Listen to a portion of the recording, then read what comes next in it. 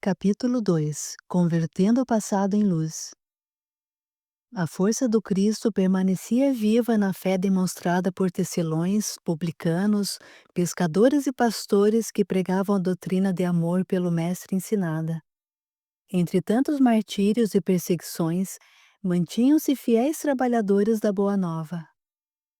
Seguindo as orientações celestes, os apóstolos traziam consigo o dom da palavra e alguns da cura. Eles se espalhavam por diversas regiões, evangelizando e fundando igrejas. Jesus, enfim, estaria vivo nos corações e neles as sementes do amor, da fé e da esperança germinavam. A fraqueza de Simão Pedro ao ter negado o Senhor tinha sido substituída por uma entrega total ao trabalho, não obstante os açoites, perseguições e prisões. Nele havia abnegação e dedicação plena ao amor apostólico, sem lamúrias ou dúvidas. A todos demonstrava coragem para seguir sem desfalecimentos o caminho trilhado pelo Mestre. Liderando, evangelizando e administrando a casa do caminho, Pedro apaziguava as divergências ideológicas e as vontades discordantes dos seguidores da causa santa, sem imposições, mas com caridade, humildade e sabedoria, respeitando as diferentes personalidades. Apesar das dificuldades, organizava as igrejas nascentes. Para isso ele contava com o auxílio divino, com os velhos amigos e os novos convertidos. Mesmo com o crescente número de mortes causadas pelas perseguições, os testemunhos de fé cresciam e eram dados com resignação. Em pequenos casebres, a doutrina do Mestre mantinha-se forte. Bartolomeu, colaborando fielmente com o amigo, presidia carinhosamente em manifestações de fé. Povoados queriam ouvir a Boa Nova e chegavam até as paragens de Jerusalém. Trabalhando arduamente, Tarquínios não escondia as marcas do tempo. Sua face estava encoberta por uma vasta barba e seu passado oculto por um véu que preferia não levantar.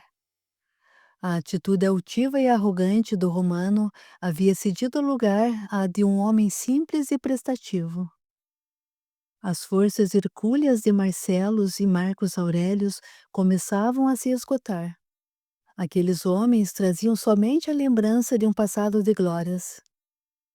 Naquela noite, duas mulheres se aproximaram da casa de Pedro. Uma delas, envelhecida, tinha a voz sofrida e rouca, contudo demonstrava lucidez e força. Ao ver o apóstolo, ela pediu com humildade: Por misericórdia, suplico-te asilo. Estamos andando por dias e não temos mais forças para prosseguir. Soube que aqui poderíamos encontrar auxílio. Além do mais, estou velha e trago comigo esta mulher que está agonizando. Ela está leprosa, disse Filipe com um semblante aflito. Não poderemos acomodá-las aqui. Poderão nos trazer infortúnios, mesmo sabendo que alguns enfermos foram curados pelas nossas mãos. Pela causa que tanto amamos, devemos evitar exposições desnecessárias para não chamar a atenção do sinédrio. Simão Pedro, pensativo, repousou a destra sobre o ombro do companheiro. Em verdade vos digo, todas as vezes que o deixastes de fazer a um desses pequeninos, foi a mim que o deixastes de fazer. Nota do autor espiritual. Mateus, capítulo 25, versículo 45. Recordemos os ensinamentos do Senhor e acolhemos quem nos pede socorro. O ex-pescador, respeitando os medos do amigo, encaminhou as visitantes a uma dependência da casa, acolhendo-as com discrição. Com essa atitude simples e corajosa, vencia os preconceitos de muitos e vivenciava os ensinos de Jesus. Na manhã seguinte, Bartolomeu, Ruth e seus amigos seguiram para a casa de Pedro, atendendo ao seu chamado. Ao chegarem, foram recebidos por ele. Meus amigos, que Jesus seja conosco. Temos muito a fazer. Na noite passada, recebemos duas filhas de Deus que necessitam de especial atenção. Uma delas é leprosa. Acomodei-as por esta noite até que possamos levá-las para um lugar onde não sofrerão escárnio e tenham forças para suportar tão sofrida chaga. Avaliaste essas sofredoras? Perguntou Bartolomeu. Se forem os desígnios de Nosso Senhor, pela fé e a condição de merecimento de cada uma, poderíamos interceder em favor delas. Creio que não será possível agirmos com os dons que nos foram delegados. Devemos auxiliá-las sem modificar os compromissos de suas vidas, os quais desconhecemos. Tens razão. Devemos esperar com paciência o aprendizado que segue de mãos dadas com o sofrimento. Ruth e Marcos Aurelius foram cuidar de outros afazeres, enquanto Bartolomeu convocava seus amigos para oferecerem ajuda às enfermas. Ao adentrarem no aposento isolado, eles se depararam com um leito humilde e uma mulher madura que apresentava as chagas que a consumiam lentamente, sofrendo entre a dor e a alucinação e proferindo palavras desconexas. Ao seu lado, cuidando da amiga, uma mulher envelhecida, sem reclamações, fazia valer o que lhe restava de força para auxiliar aquela sofredora. Lentamente, o grupo se aproximou da veneranda, que, com lágrimas na face, ao se deparar com o apóstolo, ajoelhou-se resignada. Que Jesus abençoe a caridade de vossos corações. Conheci a misericórdia do Nazareno por meio de duas amigas de meu passado, as servas chamadas Esther e Raquel. E foi nas máximas do Senhor que encontrei coragem e força para continuar vivendo. Bartolomeu, com carinho, segurou-lhe os braços emagrecidos e acomodou-a em um assento próximo, dizendo: Filha de Deus, também tiveste o privilégio de conviver com Raquel e Esther, doces amores de nossas vidas. Certamente, com elas aprendeste que Jesus é a candeia e seus ensinamentos são luz. Com ele encontraremos sempre coragem para continuar, pois, se soubermos sofrer com entendimento, socorreremos nossos corações tão fatigados dos sofrimentos que nós mesmos buscamos com nossa insensatez. Conta-nos a tua história. Chamo-me Judite. Desde que um nobre romano chamado Marcelos e seu filho chegaram nessas paragens, servi em sua residência. Naquele solar, servíamos também à família Varro, que aprendi a respeitar. Todos eram bondosos comigo. Encontrei ali a família que perdi por causa do cativeiro. Apesar de todos dizerem que Tarquínios Varro era um tirano, sempre acreditei que em seu coração habitava a luz. Jamais havia visto alguém amar tanto uma criança, sendo capaz de olvidar-se de tudo em decorrência de uma sofrida separação. Uma mulher chamada Sara, neste ponto, olhou com candura para a enferma. Também servia naquele solar. Não sabíamos que ela havia sido encaminhada sob as ordens de um homem chamado Versus para vigiar os passos de Marcelos e do seu amigo.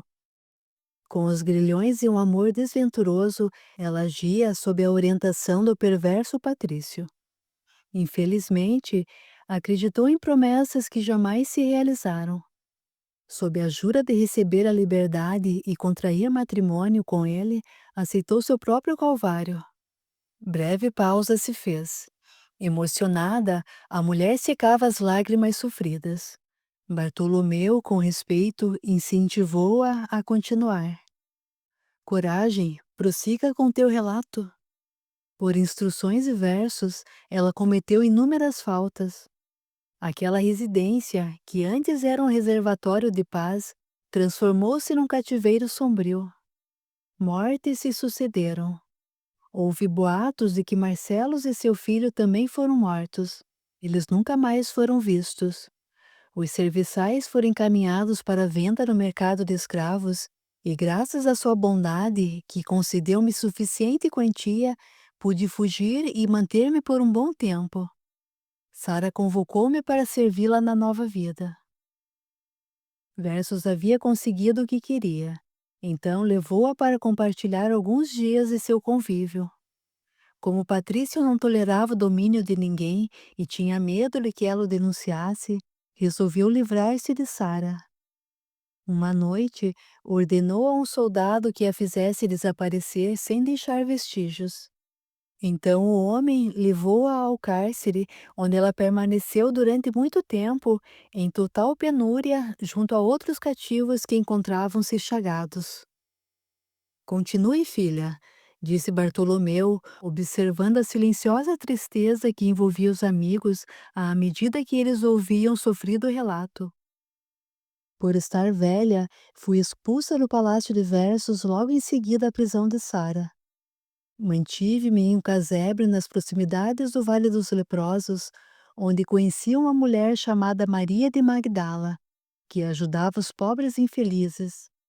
Auxiliei-a e jamais contraí a chaga triste, sem saber a razão de ter sido poupada. Com as prisões dos seguidores de Jesus, os cárceres estavam cheios. Então, Roma mandou esvaziá-los, sem saber que os prisioneiros estavam leprosos. Levaram-nos para fora da cidade. Ali deixaram homens moribundos e mulheres alquebradas, que foram socorridos pela misericórdia do Cristo, e entre tantos, com muita dificuldade, identifiquei Sara, totalmente desfigurada. Tive compaixão ao vê-la naquele estado, e desde então cuido dela com dedicação. Porém, o número de enfermos cresceu e o governo, temendo que a chaga se alastrasse, ordenou que os casebres de auxílio aos leprosos fossem queimados, dentre eles o meu. Rogo a Jesus que tire de seus pensamentos a vingança contra Versos. Parece-me que por todo esse tempo ela sobreviveu em razão do ódio e do amor que nutre por ele. Em minhas orações, suplico que esqueça o passado e receba a morte em comunhão com o Senhor, mas confesso que não tenho obtido êxito. A narrativa de Judite calou naqueles corações. Ruth e Marcos Aurelius também estavam entre os que escutavam o emocionado relato. Sem nada dizer, aproximaram-se do leito. Com cuidado, descobriram a face da enferma, reconhecendo-a, apesar dos traços deformados. Nesse momento, Sara, olhando-os fixamente, gritou: Quero Versos! Tragam-no imediatamente! Malditos, malditos romanos! Quero a morte para eles! Bartolomeu, unindo-se aos patrícios, orava fervorosamente enquanto a enferma mergulhava no sono. Após o silêncio retornar ao recinto, Tarquínios aproximou-se da velha serva e disse: Coração bondoso, és virtuosa. Conseguiste enxergar luz em um homem que fez o sofrimento o cativeiro de teus dias. Diante da dor de perder não uma filha, mas um grande amor de minha existência, encontrei no egoísmo meu refúgio. Suplico-te perdão, mas não me atribuas bondade, porque em mim habita o peso do meu passado. Por Deus! Exclamou ela com visível felicidade, ajoelhando-se diante deles. Reconheço-vos, estão vivos. Senhores, perdoe-me, mas são a única família que conheci desde o início de meu cativeiro. Vamos, mulher, disse Marcelos com sua voz forte. Levanta-te. Não merecemos tamanha demonstração de amor. Viveste ao nosso lado, disse Marcos Aurelius, servindo-nos. Nosso egoísmo jamais permitiu que percebêssemos o quanto foste fiel e dedicada a nós. Suplico-te, abençoa-nos para que contigo possamos aprender a lição da servidão sem mágoas. Sou eternamente agradecida por reencontrá-los, mas em breve terei que partir. Não temas, rogarei a Pedro para que fiques aqui. Nos dias que se seguiram, com a autorização de Pedro e vencendo a insatisfação de outros, Sara permaneceu sob os cuidados de Ruth e dos patrícios, que surpreendiam a todos com sua paciência no trato da enferma. Entre momentos de lucidez e alucinação, ela se revoltava com a chaga do corpo em avançado e continuado progresso, exigindo toda a atenção dos que lhe cercavam, enquanto ela lhes retribuía com escárnio e descaso. Naquela tarde, eles se revezavam à sua cabeceira. Uma piora repentina anunciava a proximidade da morte. Tarquínio segurava-lhe a mão emagrecida quando escutou a difícil e lúcida indagação. Por que me auxilias, se tanto mal fiz a ti e à tua família? Entre lágrimas prosseguiu. Sempre acreditei nas palavras de versos a teu respeito e te julguei um tirano, mas as estradas da vida fizeram-me ver que a tirania nunca fez morada em tua alma, mas sim na alma daquele maldito. Filha de Deus, se eu carregasse ódio pelos atos impensados que cometesse com os meus, seria eu igual aos verdugos. Aceitei as leis de Jesus, perdoei o passado e, sobretudo, a mim mesmo. A vida não se resume aos nossos erros. Dentro de nossas almas habita a essência do Senhor e, por isso, a vida nos oferece a oportunidade de reavaliarmos a rota que seguimos. Sempre é um momento de recomeçarmos. Julgamos os outros baseados em leis criadas por nós mesmos e, na grande maioria das vezes, erramos porque estamos fundamentados no egoísmo. Hoje, cumpre-se a sentença pelos meus atos e resta-me somente padecer sob o pesado jugo da vingança divina. O Deus de justiça e amor não pune seus filhos. Nós mesmos sentenciamos nossas almas ao difícil suplício de nossa ignorância. Sei que não sou digna de suplicar-te isto, mas, por misericórdia, perdoa-me. Estou morrendo e tenho medo. Apertando-lhe a mão, prosseguiu. Os que sentenciei um dia são os que me socorrem agora. Aquele que julguei amar por todos os anos da minha vida ofereceu-me esse sofrimento. Morrerei, levando comigo o ódio por versos e jamais o perdoarei. Não tema a morte, respondeu Tarquínios emocionado. O medo advém de nosso desconhecimento diante das leis naturais da existência. Jesus é vivo e, creia, ele não te abandonará nesta passagem. Leva contigo o perfume do perdão que derramamos sobre ti e a gratidão por ter nos ensinado, com tua dor, a certeza de nossa fé. O sofrimento de agora eleva-te ao Senhor, com o coração puro, sem sentenciar ninguém ao cativeiro do ódio, e faz-te compreender que tudo muda, tudo passa, menos o amor que vem do Senhor. Naquele momento, Sara dava o último suspiro com seu corpo alquebrado, enquanto, no invisível, Apolônios e Helena, em radiante luz, aproximavam-se dela. A Patrícia, qual mãe amorosa, acalentava-a em seus braços, ao mesmo tempo em que as alucinações de vingança contra versos retomavam-lhe a alma. Espíritos iluminados, cheios de compaixão, continham a ação de diversas criaturas sombrias que se afinavam com aqueles pensamentos de ódio e rancor e que estavam dispostas a recolhê-la. Sem julgamentos, os emissários celestiais derramaram sobre Sara a substância luminosa que a levou a forte torpor, visando conter a atração que sobre ela agia naquele momento. Não encontrando forças para escolher e discernir sobre seu próprio destino, restava a Sara apenas ceder, mesmo que temporariamente, àquele incontestável amor, àquela soberana piedade.